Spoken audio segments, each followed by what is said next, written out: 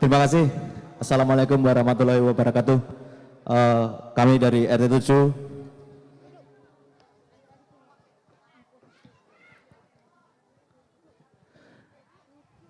Selamat siang semuanya. Kami dari RT 7 akan melakukan sebuah pementasan dengan judul Lutung Kasarung.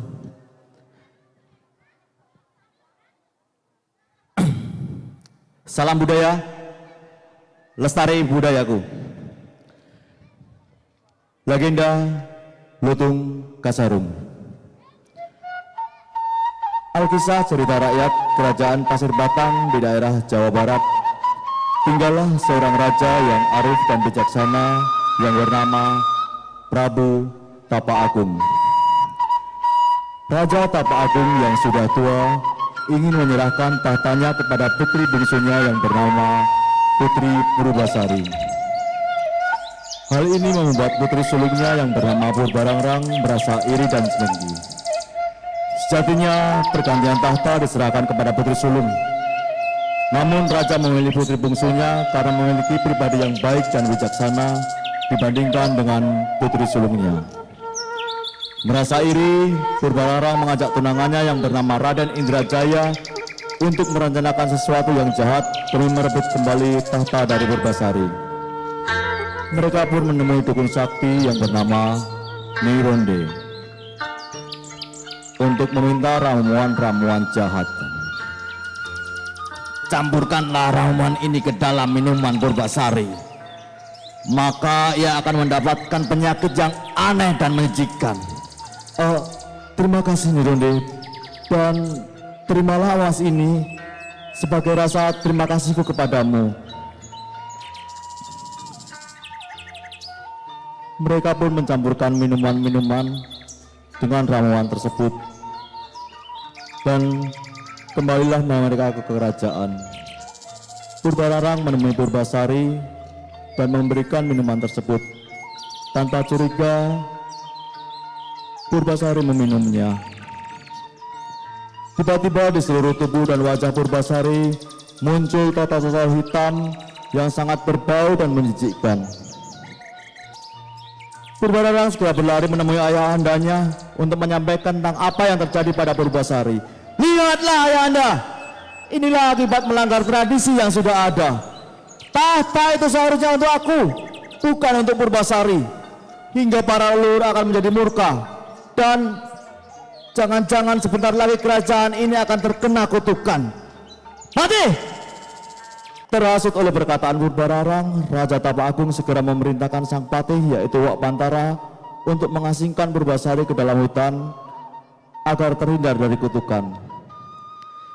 Setiap harinya di dalam hutan untuk menghibur diri, Purbasari selalu bermain dengan hewan-hewan yang ada di sekitar pondok tempat tinggalnya. Hingga pada suatu ketika tiba-tiba muncul kera hitam yang berekor panjang atau lutung untuk mendekati Purbasari. Tolong ya monyet, jangan serang aku. Jangan takut Tuan Putri, aku tidak akan mengganggumu. Purbasari tersentak kaget, ternyata lutung itu bisa berbicara. Aku sebenarnya Guruminda, putra Sunan Ambu dari Kayangan. Karena membuat kesalahan, maka aku dibuang dalam wujud seperti ini dan kesasar di hutan ini. Merasa senasib, mereka pun bersahabat, dan Purbasari memanggil Guruminda dengan sebutan Lutung Kasarung, yang artinya lutung yang kesasar. Pada suatu malam bulan purnama, Lutung Kasarung berdoa untuk meminta kepada Yang Kuasa untuk bisa menyembuhkan penyakit Purbasari. Doa Lutung pun terkabul. Tanah di sekitar tiba-tiba dipenuhi dengan air jernih dan sangat sejuk seperti sebuah telaga. Esok harinya ketika matahari menyingsing, Lutung Kasarung segera mengajak Purbasari pergi ke telaga tersebut. Hai Purbasari, menceburlah dan mandilah ke telaga ini, niscaya penyakitmu akan sembuh. Purbasari pun dengan merasa yakin menuruti apa yang dikatakan Lutung Kasarung, dan dia segera menjeburkan diri ke dalam telaga itu. Perlahan-lahan total hitam yang memenuhi wajah dan tubuh Purbasari menghilang. Purbasari sangat gembira dan berterima kasih pada Lutung Kasarung karena tubuhnya telah kembali bersih dan wangi seperti sedia kala. Suatu hari Patih Opantara mengunjungi pondok Purbasari dan betapa terkejutnya melihat Purbasari sudah sembuh seperti sedia kala.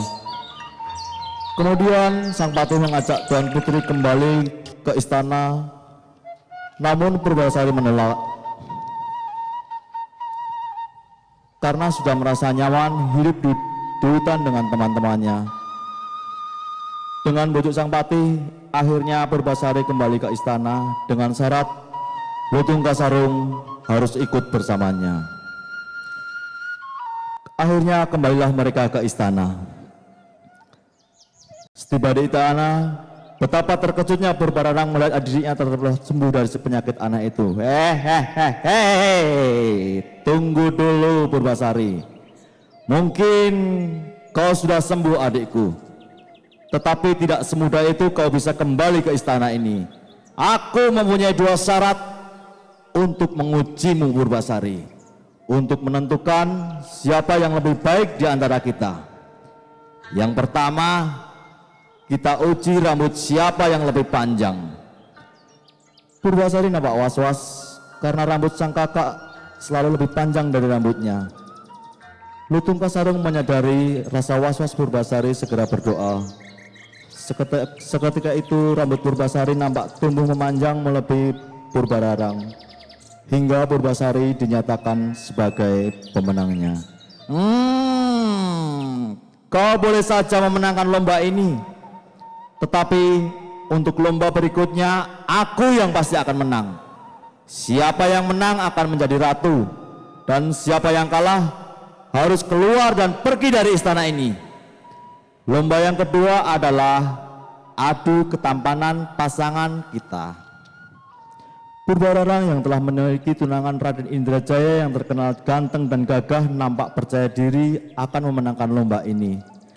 Tak disangka Purbasari menunjukkan Lutung Kasarung sebagai pasangannya.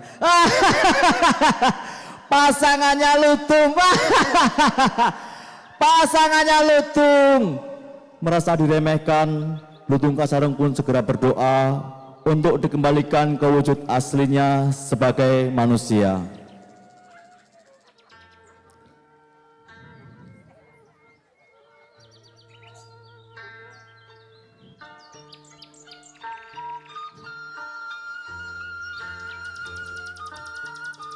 Ajaib, sungguh ajaib. Lutung Kasarung berubah wujud menjadi manusia, seorang pangeran yang jauh lebih tampan dan gagah dibandingkan Raden Indrajaya. Semua orang terhenyak melihat ketampanannya itu.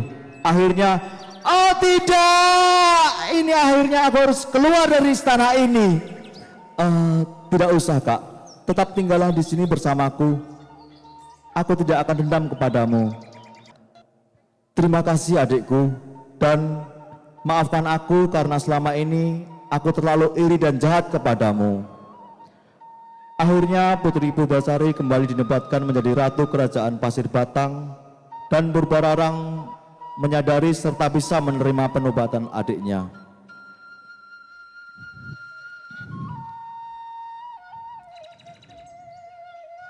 Purbasari pun akhirnya menikah dengan Guru Minda yang tidak lain adalah Lutung Kasarung.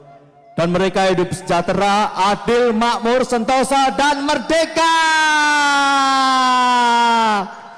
Terima kasih, ini tadi persembahan dari kami RT7, semoga menjadi tontonan dan tuntunan.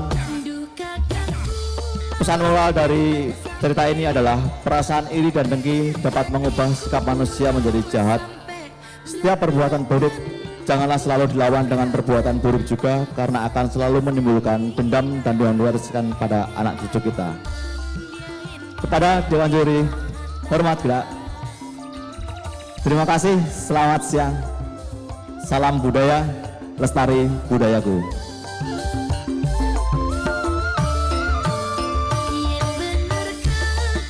Arif,